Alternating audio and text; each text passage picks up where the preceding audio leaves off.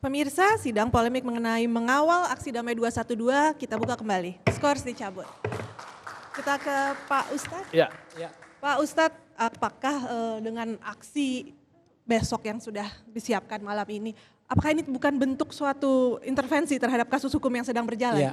Ini pertanyaan yang menarik dan sekalian aja kita jawab dengan yang disampaikan Pak Ruhut. Jadi sama sekali bukan intervensi, sama sekali bukan pemaksaan, bahkan bukan tidak menghormati aparat penegak hukum. Mungkin yang paling menghormati aparat penegak hukum itu adalah peserta demo ini.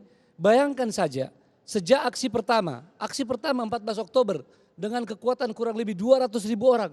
Apa yang kami lakukan? Kami baik-baik bertemu kabar eskrim, tidak ada marah, tidak ada apa. Kita menyampaikan, tolong ini Pak ditahan, tolong ini diproses dengan lebih cepat. Bukankah itu satu penghormatan? Kalau kami nggak menghormati, kami nggak mau ketemu. Maki-maki di luar atau berbuat sesuatu. Begitu juga dengan aksi kedua, ya. Juga demikian, kita ingin ketemu Bapak Presiden. Coba lihat dari semua yang penggerak demo ini, semua menghormati, tidak ada caci maki pada Presiden. Bahkan ketika kemudian tidak bisa ketemu, ya sudah, ya kita tidak melakukan sesuatu. Bahkan ada insiden kecil pun kami tetap bertahan, ya untuk kemudian mundur dan seterusnya. Begitu pula yang sekarang. Dalam tuntutan-tuntutan kami tidak pernah menghujat polisi. Kami hanya minta ya secara bahasa umum penegakan hukum. Dan begitu dilimpahkan ke pengadilan, ke kejaksaan, kami juga apresiasi pekerjaan polisi. Ya mungkin polisi sendiri berasa bahwa ini bola panas gak bisa ditahan, cepat dioper ke kejaksaan. Kami juga langsung ke kejaksaan. Ini bukti penghormatan dan tidak intervensi. Segera kami ketemu dengan Jampidum. Ya. Sama dengan bahasa lembut, bahasa tuntutan. Tolong Pak, ini kan bisa ditahan. Kalau bisa ditahan. Yang kedua, kalau bisa lebih dipercepat ya. Tentu sesuai undang-undang. Kita tidak ingin juga mereka melanggar undang-undang. Jadi tidak ada sedikit pun permintaan. Iya, intervensi ataupun permintaan di luar undang-undang. Kalau apresiasi kepada Kapolri. Sedikit lagi Pak, sebentar, sedikit lagi. Apa yang kata Pak Pram tadi. Bahwa presiden buruk di masa lalu tidak usah dipelihara. Kita setuju. Tapi kan Gavatar tadi, itu di rezim ini. Kemudian kasus Tajul Muluk ya dan lain sebagainya juga. Jadi kita ingin hanya sebetulnya keadilan. Ya. Marilah memandang persoalan ini secara objektif ya. Jangan selalu berdebat mengapa harus ditahan, dia kooperatif. Yang lain juga sebetulnya kooperatif ya. Begitu juga dengan hal-hal lainnya. Terima kasih. Kalau tadi Ustadz bilang bahwa mengapresiasi Kapolri dalam penetapan tersangka, mengapresiasi kejaksaan begitu cepat kemudian menimba kasus ini. Apakah 212 ini akan menjadi demo terakhir? Kita tidak bisa memastikan. Sebab yang namanya keadilan masyarakat itu kan di hati. Sekedar contoh, orang yang jalan kaki dari Ciamis. Kami malah tidak mengenalnya, tidak ada komunikasi sebelumnya. Tiba-tiba saja mereka mau jalan kaki. Itu karena mereka merasa nurani mereka ya ingin menuntut keadilan. Dan alhamdulillah mereka dengan sportif, jalan, tidak mengganggu orang, ya tidak memaki orang dan seterusnya. Pak Watobun, tadi Pak Watobun bilang ini soal konstitusi. Yang berdemo juga konstitusi, yang minta penegakan hukum juga konstitusi. Pasti saya bertolak dari konstitusi. Assalamualaikum Pak Ustadz. Saya tetap memberi apresiasi ya kepada teman-teman yang berdemo itu. Kita juga harus fair ya, demo kemarin juga jalan dengan baik. Hanya saja akhir-akhir dari demo ada hal-hal yang itu kan ada tunggangan-tunggangan dari belakang. Saya tetap kembali, apa yang mereka lakukan ini adalah hak konstitusional warga negara. Ini disepakati dulu bagian itu. Tadi dijelaskan pasal 27, pasal 28. Tentang hukum dan tentang kebebasan berpendapat. Sudah ada jaminan baik di media maupun malam ini Pak Ustadz sampaikan, mereka menggunakan hak kebebasan berpendapat di sini. Dan tidak ada unsur pemaksaan. Ya. Cuman saja saya titip pesan buat Pak Ustadz, niat baik ini jangan sampai dibonceng oleh kepentingan lain. Apa itu biasanya yang membonceng ini? Kepentingan apa? Ya kita kan bisa baca di media sosial segala macam kan, ini harus kita juga mengharapkan. Pak Ustadz dengan saya, kami ini sesama muslim, jadi ini tidak ada hal yang berbeda di sini. Tapi tadi kalau kita mau paksakan untuk harus mereka memahami pendapat saya, itu juga tidak bisa, pasti tentu masing-masing punya argumentasi. Makanya saya membawa kita menuju kepada konstitusi, dasarnya konstitusi, supaya tindakan kita itu konstitusional. Jadi mau minta apapun, mau unjuk rasa pun asal Dalam konstitusional. koridor itu silakan dilakukan. Ini pertama negara demokrasi, kedua negara hukum, dan itu yang sekarang lagi mereka lakukan. Tapi diingat yang tadi saya titip pesan buat Pak Ustadz dan teman-teman di lapangan, kita ini sebangsa dan setanah air. Sama-sama Jangan menjaga sampai Indonesia. ada yang menggunakan kesempatan ini dan di mana-mana terjadi masalah. Kasihan rakyat kecil itu yang jadi korban. Dunia politik, rakyat kecil hanya dipinjam pundaknya, diinjak, lompat masuk kekuasaan, mereka juga tidak dapat Ditinggal apa-apa, nantinya. tetap begitu-begitu juga. Baik. Itu yang titipan saya, pesan saya kepada Ustadz dan teman-teman besok berdemo, kita semua berjuang untuk merah putih. Itu yang harus disepakati. Ya. Berjuang merah putih, berarti kebinekaan di atas semuanya. Iya, kebinekaan, kemajemukan adalah fakta sosiologis bangsa Indonesia. Dan saya melihat kalau agak mundur ke belakang, saya dalam posisi menganggap bahwa peristiwa yang dialami oleh Pak Basuki tidak memenuhi unsur sehingga untuk ditetapkan menjadi tersangka lalu berproses dan seterusnya. Karena itu pandangan saya ini adalah produk politik yang menggunakan instrumen penegakan hukum. Artinya ada pemaksaan untuk melanjutkan proses tersebut? Saya menggunakan istilah trial by mob ya. Saya tidak bisa membayangkan presiden dari kasus ini bahwa penegakan hukum kita di masa yang akan datang akan mudah dibelokkan sesuai dengan aspirasi mayoritas. Kerumunan massa menjadi sumber kebenaran paling tidak untuk 2 tahap yang sudah berjalan. Pertama penetapan tersangka, lalu pernyataan penetapan P21. Artinya apa? Aspirasi mayoritas menjadi sumber legitimasi kebenaran. Padahal proses ini bukanlah monopoli dari teman-teman yang melakukan aksi unjuk rasa itu. Karena itu hemat saya, kalau teman-teman mengapresiasi Kapolri, Jaksa Agung dan juga menghormati proses hukum, fase ini biarkanlah proses hukum itu bekerja. Dan tadi misalnya Pak Ustadz mengatakan bahwa kalau tidak ditahan bagaimana, apakah ini aksi terakhir? Belum tentu.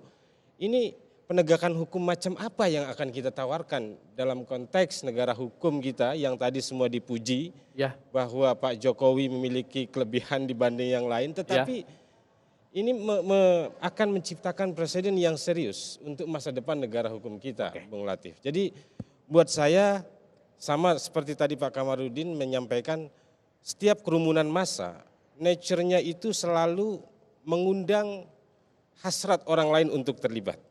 Ya. Misalnya sebelum aksi 4.11 kami juga sudah mengatakan, dan setelah aksi 4.11 juga kita sudah mengatakan bahwa kerumunan massa selalu mengundang aktor-aktor untuk kemudian terlibat di dalamnya.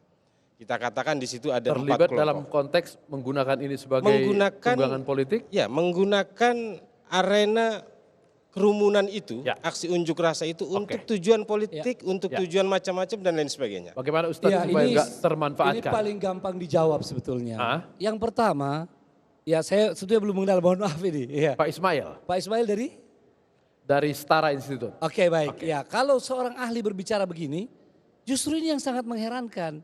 Kami yang demo saja begitu menghargai kepolisian, kejaksaan. Kok ada orang yang tidak menghargai para ahli kepolisian dan kejaksaan? Itu kan persepsi bahwa ini dilakukan karena tekanan massa, boleh jadi. Tapi tentu mereka juga punya nurani, iya kan? Masa sih satu institusi kepolisian bisa dijual begitu saja. Begitu juga dengan kejaksaan. Jangan lupa, Bapak Ismail mungkin bisa berbicara, tapi para ahli, saya ikut gelar perkara. Di situ banyak tokoh-tokoh ilmuwan, ahli hukum pidana yang tidak ada kaitannya dengan ustadz atau agama berbicara. Mereka dengan ilmunya, termasuk Prof. Edi. Prof. Edi menarik nih. Prof. Edi ini adalah seorang ahli hukum pidana yang didatangkan oleh Bareskrim, dan cenderung netral. Juga berpendapat bahwa harus ada unsur kesengajaan. Tapi begitu mendapatkan penjelasan dalam gelar perkara ada 4-5 kali berulang ini, dia mengatakan saya akan meralat pendapat saya sebab masalah niat dan kesengajaan itu tidak semata-mata dilihat daripada satu sisi, tapi berulangnya. Ini sebagai contoh. Jadi saya Oke. mohon maaf Pak Ismail, ya mohon maaf. Baik. Sebetulnya saya ini ingin dipahami begini, Ya. bahwa biarlah kami berdemo menuntut karena sesuai koridor. Ya, jangan sekali-sekali mempermasalahkan niat kami. Apalagi kalau sudah melihat usaha kami, termasuk yang terakhir nih. Mungkin tidak pernah terjadi di dunia dan Indonesia bisa jadi model. Apa itu? Kami berbeda dengan kepolisian, perbedaan yang tajam. Sayur kurang lebih sepekan. Ya, Kapolri melarang di Bundaran HI, Tamrin Sudirman. melarang naik bus. Kami ingin tetap di sana karena hak. Ya. Bahkan alasan ilmiah ada. Oke. Tapi kita melihat bangsa ini tidak bisa diselesaikan dengan ngotot-ngototan. Akhirnya mundur ke Kita Monas. komunikasi Oke. dan kita siap mundur. Baik. Ini bukti besar bahwa kami tidak memaksakan kehendak. Jadi Oke. mohon maaf, ini yang saya mau sampaikan. Iya. Mari kita pahami Oke. sekarang ini sebetulnya ketika kami tidak melakukan kerusakan dengan tidak ditahan itu menunjukkan kami memahami. Oke. Tapi menuntut hak. Seperti misalnya ada sekelompok masyarakat di Lampung. Ketika tanah mereka belum terbayar, ya kan? Ya. Mereka terpaksa demo berkali-kali. Ya, ada sebahagian daripada penyelesaian tapi belum Baik. memuaskan. Hak mereka dong untuk menuntut. Ya. Yang paling Saya kasih penting kesempatan Pak Ismail sebentar. jangan mereka melanggar. Itu Oke. saja. Ya, terima kasih. Saya sepakat bahwa demonstrasi jelas itu adalah kemewahan dalam sistem demokrasi dan harus kita nikmati. Semua kita menikmati kebebasan berekspresi, kebebasan berpendapat. Tetapi yang juga harus dipertimbangkan, sekali lagi mundur ke belakang. Delik penodaan agama adalah salah satu delik yang kontroversial, multitafsir, yang ini oleh Mahkamah Konstitusi misalnya sudah dinyatakan conditionally konstitusional. Ya. Yang itu artinya sebenarnya produk ini bermasalah, tetapi ya kan, sambil menunggu ada produk yang lain ini dijalankan. Karena itu jangan lupa di dalam Undang-Undang PNPS pasal 2 disebutkan sebelum diproses secara pidana maka yang bersangkutan diperkenankan untuk meminta maaf, untuk diberi teguran, dan kalau berulang kali melakukan hal yang sama baru kemudian diproses. Nah, saya melihat tidak ada proses due process of law yang terjadi di dalam kasus ini misalnya. Itu kalaupun ya bahwa peristiwa yang dialami oleh Pak Basuki ini juga memenuhi unsur. Oke. Tetapi saya ingin lepas dari ini bahwa yang ingin saya sampaikan adalah yang dimaksud dengan beyond politik Pilkada DKI itu bukan melulu soal Pilkada DKI, tetapi ini soal kemajmukan kita. Saya tidak ingin sekali lagi kerumunan menjadi sumber kebenaran dalam konteks penegakan hukum. Boleh Seperti bertanya Pak? Ya, Kalau begitu ya mending kita balik lagi ke Orde Baru. Jangan ada kerumunan-kerumunan ya. Sebab memang kecenderungan manusia ketika ada sesuatu yang kita inginkan, Ya. kita cenderung menjadi tidak suka apa yang menjadi lawan daripada Oke. itu. Kalau kerumunan bahkan di Indonesia ini pertandingan sepak bola. pasti kerumunan. Hampir setiap pertandingan sepak bola ada kerusuhan. Kenapa nggak dilarang saja? Oke. Jadi dibuat peraturan pertandingan sepak bola tanpa penonton. Hampir. Sementara demo kita yang sudah 2 kali alhamdulillah, kalau ada sedikit di bagian akhir, Ya. toh semua sudah Oke. mengakui tetap nilai 9 damai ya. Semoga besok juga ini penting kita ya, itu yang saya damai-damai. maksud. Baik. Jadi saya kira kita fire aja ya. Oke. Terima kasih. Terima Bang. kasih. Awal tadi saya katakan kita acung jempol dengan Presiden ke-7, Panglima tertinggi kita. Ya, ingat reformasi. Apa sih makna daripada reformasi itu? Demokrasi dikedepankan. Ya. Karena itulah Bapak Presiden tidak melarang demonstrasi. Tegas kan? Begitu juga Bapak Kapolda sangat arif dan bijaksana. Itulah yang besok akan terjadi. Kan begitu. Tinggal saya tetap memohon. Kemarin kan indah sekali tanggal 4 itu. Kenapa enggak Ramai indah? tapi damai. Rame tapi damai. Ya. Ada orang kawin di gereja dibantuin sama jamaah. Kan Ya, bagus ya, ya. itu semua. Ah. Tinggal tolong kita pegang aturannya. Kemarin aturannya itu kita langgar. Apa itu yang mana? Yang Jam 6 sudah harus Oke. selesai. Ini saya harus jawab. Ada bagian lain. Sebentar, saya sabar dulu. Ah. Ya, jam 6 sudah harus selesai. Disinilah yang kita harus waspadalah. Seperti Aktor. apa yang dikatakan kawan saya, Oke. sahabat saya. Ah. Ya, Ada yang ini menunggangi. ketuanya PDI Perjuangan. masuklah penunggang gelap Oke. itu, provokator. Jadi itu yang terjadi. Bukan Bang Ruhut bilang massa itu yang membuat rusuh, tapi ada yang ada provokator. Itu. Begitu Kalau gitu juga masih dijawab. Ustaz. kesepakatan Bukan. juga. Yang kita mau jawab masalah melanggar. Oke. Terus terang kita tidak melanggar waktu Pak Ruhut. Oh Mohon iya, maaf. ada yang lain Karena berarti. sejak saat itu masih negosiasi. Ya. Memang aturan jam 6 tapi kan berlaku kalau masih negosiasi. Jadi bahkan negosiator kita itu masih di depan Bapak Wakil Presiden. Menteri Polhukam Ya. dan seterusnya. Makanya tadi kata terus Bang Ruhut ada aktor kemudian lain. penumpang gelap sekalian ini sahabat kita ya kita Ya. sampaikan. Alhamdulillah GNPF Ya. itu telah menunjukkan tidak sedikit pun terpengaruh dengan arus kiri, arus kanan yang ingin mencoba menarik-narik ya. Jadi GNPF tidak akan ya. kena oleh Insya Allah Mudah-mudahan. benar-benar. Mudah-mudahan. Ini bagus. Terima Pak, kasih. Pak Sekjen ini baik sekali penjelasannya. Hah? Aturan tetap aturan sampai jam 6. Besok sampai jam 1. Ya. Udah jangan lagi nanti Betul. ada Jangan negosiasi. jangan nambah jam Jangan lagi. nambah lagi. Oke. Perlu diketahui, Ya. ini jam 1 Pak, itu kami yang minta. Itulah. Pak Kapolri bahkan bilang waktu itu, Boleh jam 4. Sebentar, Pak Ustadz kalau bisa sampai jam 4. Iya. Kami bilang kami jam Jam 1 aja satu Pak. saja. Nah, itu baik Karena sekali. kita mau proses Jadi Pak, selesai sebelum ini itu. bagus. Ini yang namanya hati boleh panas, kepala tetap kepala dingin. boleh Ini dingin. indah sekali. Oke. Ya, terima kasih. Ya. Baiklah pemirsa, kita masih akan membahas mengenai aksi damai setelah yang satu ini.